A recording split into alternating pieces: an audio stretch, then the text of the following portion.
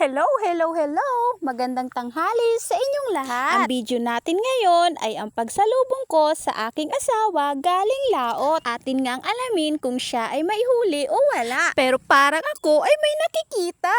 Nakita nyo rin ba yun, guys? Oo, meron nga. Meron nga siyang huling malaking isda.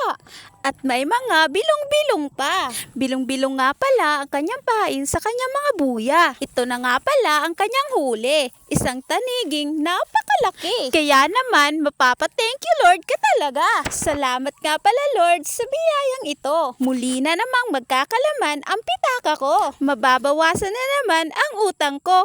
Charot! Utang talaga.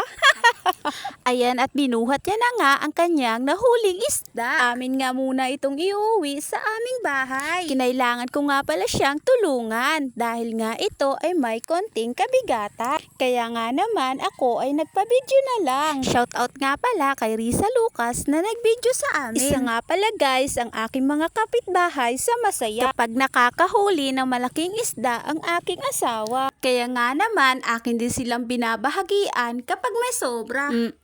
Kapag may sobra lang Ayun, at malapit-lapit na kami sa aming bahay. Amin nga itong titimbangin para mahanapan ng buyer. Pero bago nga namin ito timbangin, amin muna itong pipicturan. Syempre para may pang my day ba? Picture ng nakahuli. At syempre, hindi magpapahuli ang nagvideo sa amin. Medyo hiningal daw kasi siya.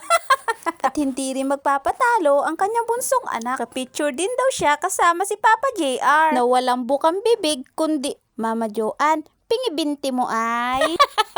Matatawa ka na lang talaga sa kanya. So, hanggang dito na lang guys. Thank you for watching. Bye-bye!